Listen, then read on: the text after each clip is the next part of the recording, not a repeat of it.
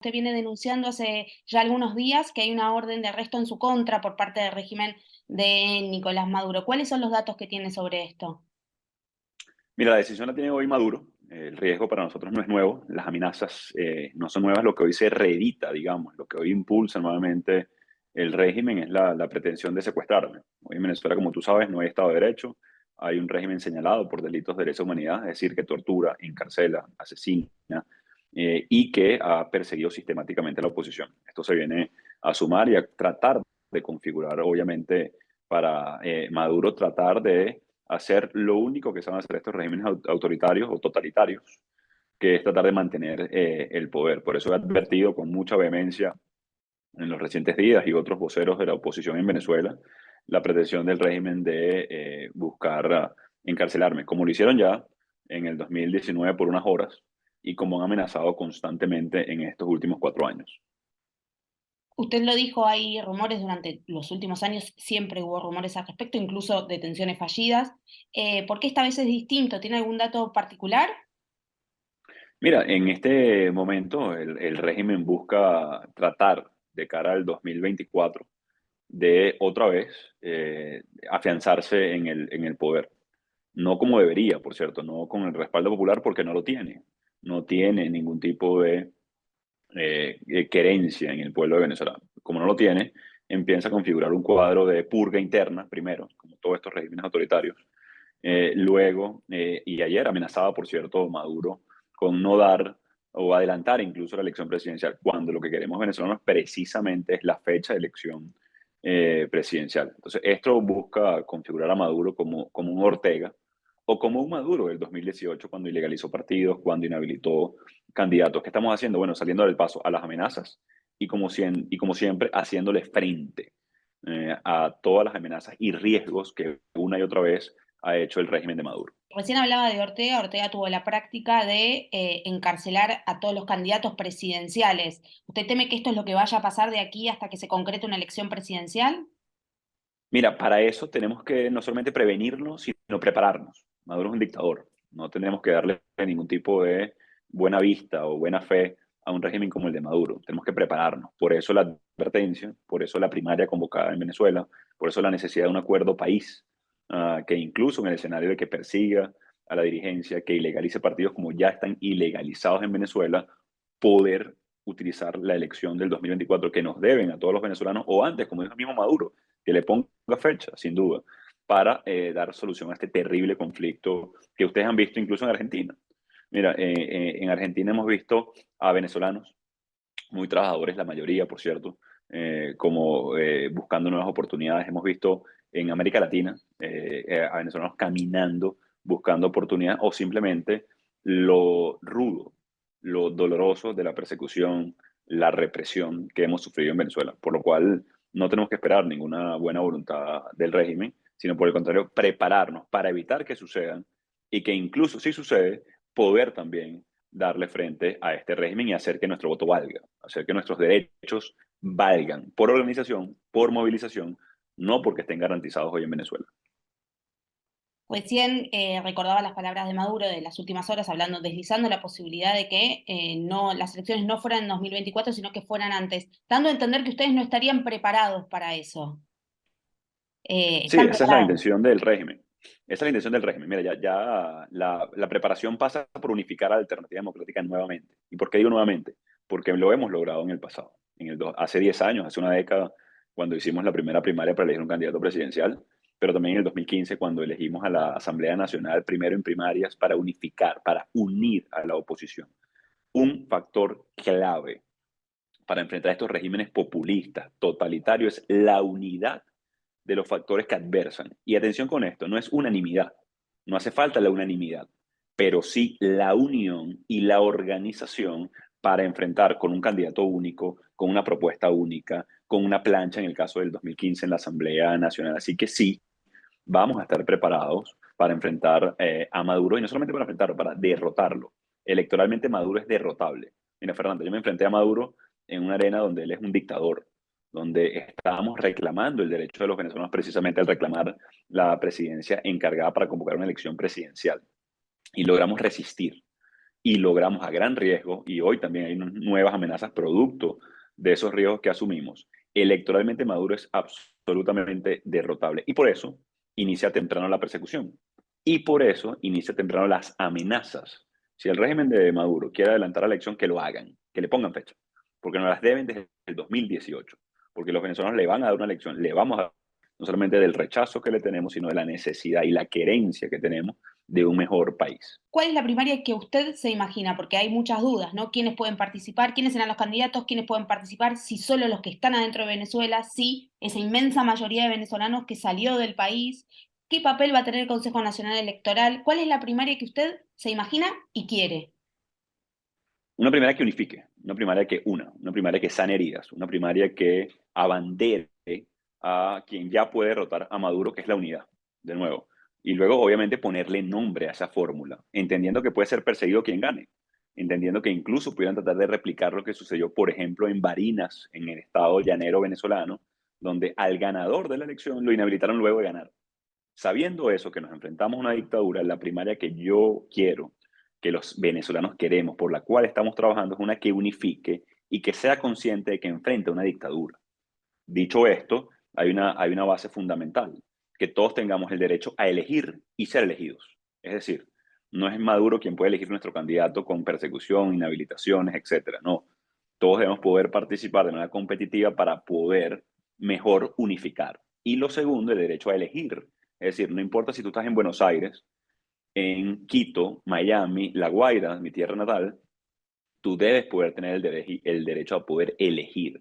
Si hablamos de que mi voto vale, insisto, no es porque esté garantizado ese derecho en Venezuela, es porque tenemos que luchar para que valga, para hacerlo valer, para lograr cobrar un resultado que el régimen va a querer disputar. Entonces, una primaria que sea controlada por la alternativa democrática, que no dependa de ningún factor externo o parainstitucional. ¿Qué significa parainstitucional? Todos saben muy bien que en el caso de Venezuela todas las instituciones están secuestradas, están en control absoluto de la dictadura. Entonces no podemos depender de un tercer factor, en este caso el Consejo Nacional Electoral, por ejemplo. Si el Consejo Nacional Electoral, que no es una institución de Maduro, sino que está secuestrada por Maduro, debe pasar por que ponga los centros de votación, que en Venezuela típicamente son las escuelas, son los colegios, que ninguno, por cierto, construyó Maduro, todo lo contrario, los destruyeron, se los robaron, no le pagan bien a los maestros. Bueno, nosotros tenemos que poder utilizar y garantizar que la infraestructura del Estado facilite la primaria en control de la oposición, en control de la alternativa democrática, porque si no, estaríamos poniendo en manos de un tercero nuestra decisión. Y eso es lo que no podemos permitir. En resumen, una elección donde puedan participar todos los venezolanos en edad de votar, estén donde estén, fuera de Venezuela o dentro de Venezuela. Una elección primaria que no dependa de ninguna manera de ninguna parainstitución secuestrada por Maduro, sino sea de los venezolanos. Y buscar las herramientas necesarias para hacerla, los centros de votación y cualquier otra herramienta. Y tercero, una primaria que unifique, que logre un acuerdo social por legitimidad del poder del voto expresado en una primaria, pero también con la madurez política del liderazgo de saber que enfrentamos una dictadura y tenemos que prepararnos para todo escenario. Si las elecciones se adelantan, como deslizó Maduro, ¿están logísticamente preparados para llevar a cabo esa primaria Hay antes de que, si tiempo? es una gran pregunta, si Maduro pretende adelantar la elección incluso antes del 22 de octubre, donde está ya convocada la primaria, bueno, le tocará a la oposición adelantar su primaria, porque la primaria es el mejor mecanismo para unificar y para organizarnos de manera temprana y enfrentar el régimen. Desde afuera lo que se ve es que con el paso de los años, ¿no? Del asentamiento de este régimen de Nicolás Maduro, se ha perdido la movilización por muchos factores. Uno es porque hay que ocuparse de llegar a fin de mes, ¿no? Hay que ocuparse de sobrevivir. Otro porque mucha gente salió, obviamente, del país, entonces aquellos que estaban muy movilizados no están más dentro de Venezuela. Y también porque puede haber un descontento. ¿Cómo se recupera esa movilización que debe ser clave? Porque si no es imposible ganar una elección. Bueno, y hay un factor que fue incluso más temprano, digamos, que fue la pandemia. La pandemia lamentablemente la utilizó el régimen para hacer control social, de manera muy brutal, además, por cierto, porque ni siquiera protegió a los más vulnerables, en este caso el sector salud, que fue la tasa de mortalidad más alta en Venezuela.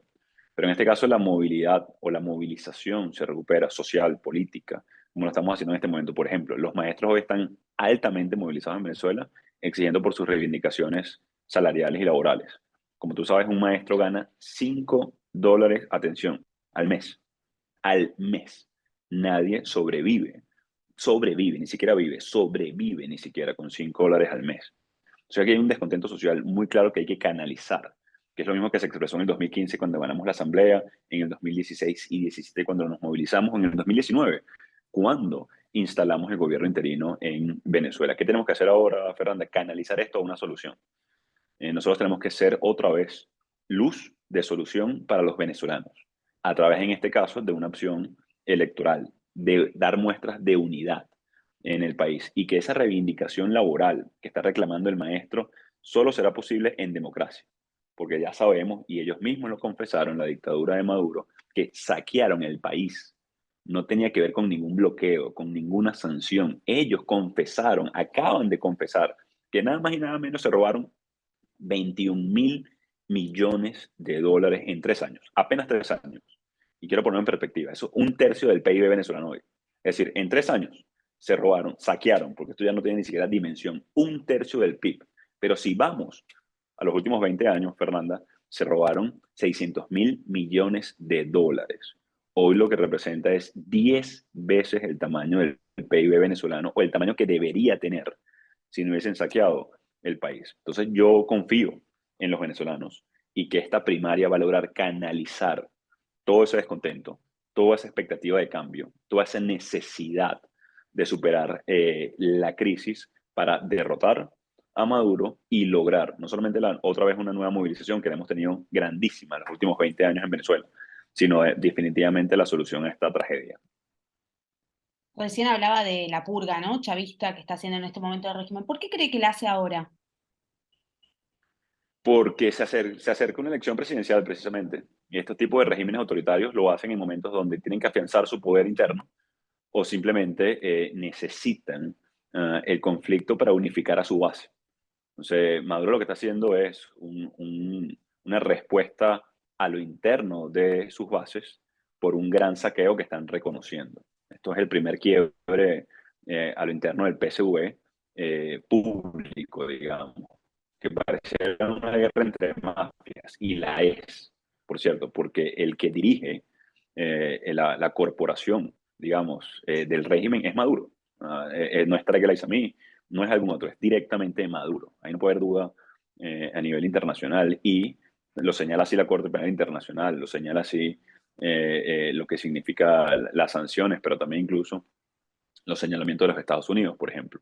Entonces lo está haciendo de cara a un interés político netamente para tratar de, en una base cada vez más pequeña, porque son minoría, afianzar el poder y prepararse de cara a una elección presidencial y tratar de, a través de esa vía, bueno, tratar de movilizar su base, digamos. En los últimos meses, desde el régimen de Maduro, se ha intentado instalar esta narrativa de que Venezuela se arregló, un poco ayudado por algunos gobiernos regionales, un poco también hay que decirlo, algunos sectores que supieron ser opositores abonaron un poco a esta teoría. ¿Se arregló Venezuela? Mira, yo creo que es más que claro, lo acaban de confesar en la misma dictadura. Cuando los maestros se movilizan a principio de año, cuando vemos el índice de inflación, que ustedes saben muy bien, por cierto, en este momento de eso, cuando vemos esta purga interna, vemos que fue un mecanismo de propaganda impulsado, y atención con esto, con dinero de la corrupción, que es lo paradójico de todo esto. Esa propaganda que sembró el régimen chavista, ayudada, como tú dices, por algunos gobiernos de la región, e incluso creo que Alberto Fernández lo llegó a mencionar en algún momento, que Venezuela había mejorado, cosa que es una absoluta farsa. Vienen a dar al traste completo, es decir, a, digamos, dejar de lado esa narrativa para decir que se saquearon todo, ¿no? De nuevo, no era el bloqueo, no eran las sanciones, fue el saqueo que ellos mismos generaron estos años y que tienen a los maestros ganando $5 al mes, o por ejemplo, la tasa de migrantes venezolanos ha subido. En los últimos 3 meses, el porcentaje de migrantes que ha atravesado, por ejemplo, el Darién, que es un drama sin precedentes, ha subido 192%. Es decir, en ningún país que se está arreglando se duplica, básicamente, o triplica la tasa de migración, sobre todo por lugares tan hostiles, difíciles como la selva del Darién. En los próximos días va a haber una conferencia convocada por Colombia para tratar el tema de Venezuela. ¿Hay posibilidades de que se reanude el diálogo a través de una mediación colombiana? Mira, lo que estamos buscando es que cualquier esfuerzo, bien sea colombiana o bien sea francesa, como lo hizo en su momento el presidente Macron, abone a reactivar el proceso de México, donde hay un memorándum de entendimiento, donde hay ya unos acuerdos prefirmados o, digamos, adelantados. Digo prefirmados porque son parciales de cara a un acuerdo necesario global. Esperemos que esta conferencia que auspicia Colombia, que promueve nuestro hermano país, sirva entonces para reiniciar un proceso de negociación formal que tiene una agenda, que tiene un memorándum de entendimiento, que tiene unos países facilitadores, el caso de Noruega y acompañantes incluso, y que tiene un objetivo muy claro, que por cierto vociferaba ayer de manera amenazante, y no entiendo por qué el dictador, que es la fecha de elección presidencial y las condiciones de competitividad para esa elección. Yo creo que eso tiene que ser el centro de la agenda, por supuesto acompañado del respeto a los derechos humanos, la liberación de los presos políticos, la atención a la emergencia humanitaria compleja, pero de cara a la agenda política, la solución al conflicto ha estado muy clara y presente desde el inicio incluso de nuestra gestión en la Asamblea Nacional del mismísimo 2019.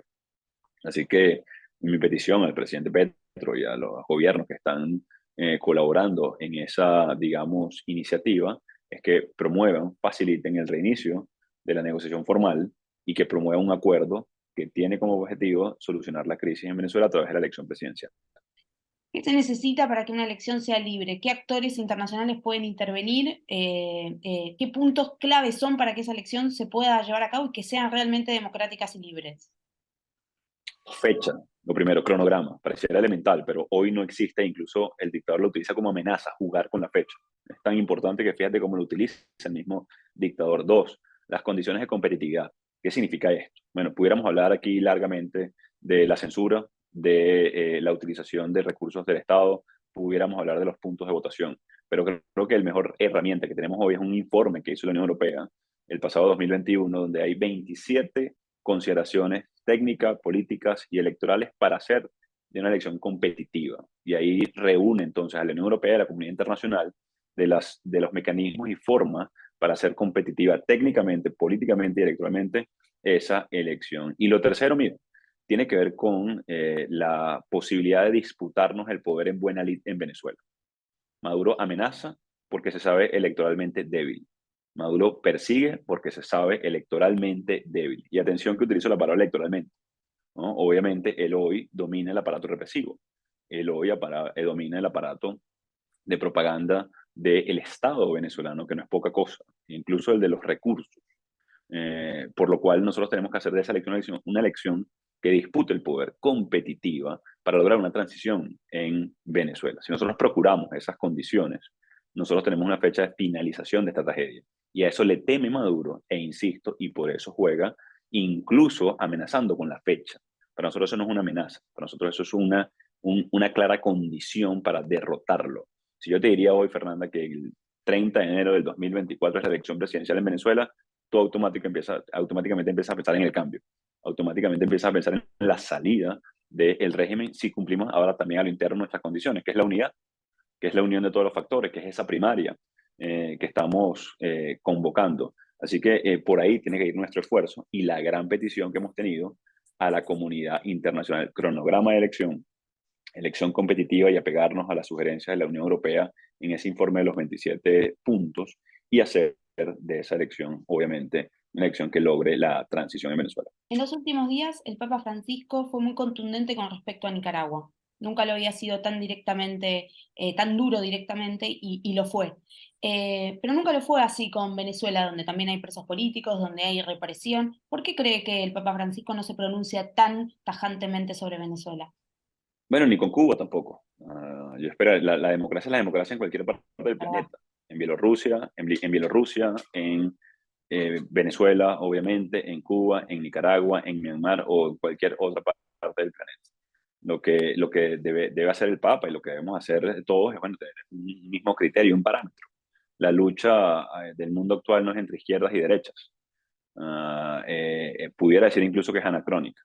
La lucha hoy es entre democracias y dictaduras, entre totalitarismos o populismos versus libertades, democracia y respeto a los derechos. Y luego que cada partido político, que cada agrupación, bueno, se agrupe en torno a las ideas en torno a lo económico, a lo social, al funcionamiento del Estado, que algunos le siguen dando todavía la connotación de cómo se sentaban los franceses hace casi 2 siglos, ¿no?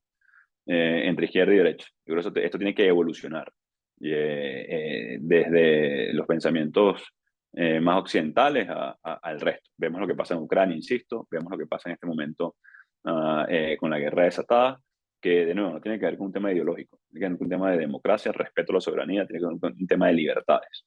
Entonces, el Papa tiene que pasar por el mismo tamiz.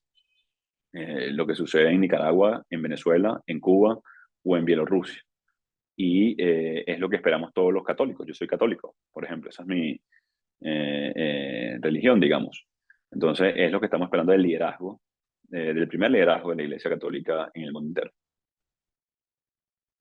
La última, y ya lo dejamos. Usted se va a quedar en Venezuela, ¿verdad? Estoy en Venezuela y nos quedamos. Creo que es mi rol, siempre ha sido no solamente enfrentar diametralmente a este régimen, sino también poder nosotros articular y unificar a los venezolanos. Hay venezolanos en todas partes del mundo, pero la primera línea de batalla de resistencia es muy importante y hay que reforzarla. A pesar de las amenazas, lo hemos hecho una y otra vez y esta vez no va a ser diferente.